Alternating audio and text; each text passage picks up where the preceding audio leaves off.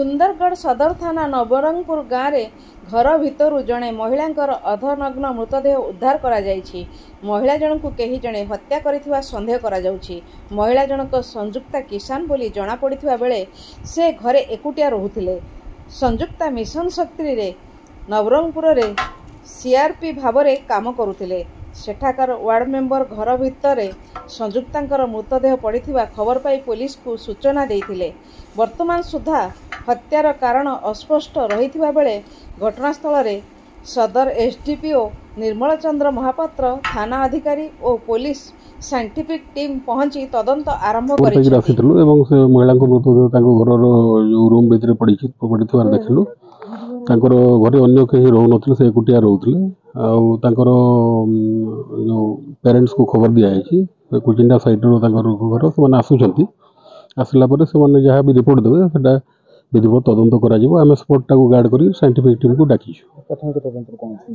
किसी जना माने कन्फर्मली कही हेनी। पोस्टमार्टम करा साइंटिफिक टीम आसला डिटेल इन्वेस्टिगेशन करा 48 रे फोन करथिला से आ मते नेकरी जीव कहिकरी कहिथिला बोले मी कहली टिके लेट हेबा मोटा आ संग टाकबु हेले नेकरी जीबी आ गलाबले फोन करबी कहिकरी कहिथिले।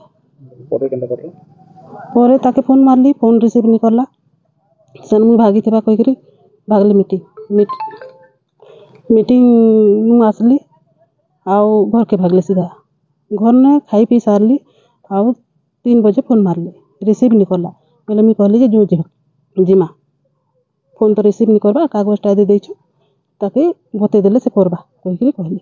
आउ आसलु एटा देखलु जे सब केते बेले देखले एटा 3 बजे थिला, 3 3:30 भितर। तापर पुलिस के खबर दिला।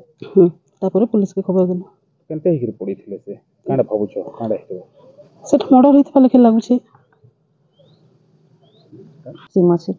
तो देखो तो एठना गोटे मर्डर गोटे हिचे केनते थापाइले पुलिस के खबर दिला। एटा मते पड़ारो जने फोन करले कि एठी मर्डर हे छे घरे पड़ी छे कहले। एटा मु सुनली 4:40 रे आ पुलिस के खबर देलो। केनते पड़ी छत कांटा रहउतले एकला रहउतले केनते एका रहउतले ताकर हस्बैंड संगे नहीं रहउतले एका रहउतले। कांडा भाबुछन तापन काने पहुचे अंता जगह थे रही सन जे जहाँ लागुछे मर्डर हे छे। कांडा करथले से सीआरपी थिले अंता गाड़ी संगे किछि नहीं किछि तो अंता नहीं जानि। हमें तो दूरे रहू छु तो हंदा किछि नहीं जानि।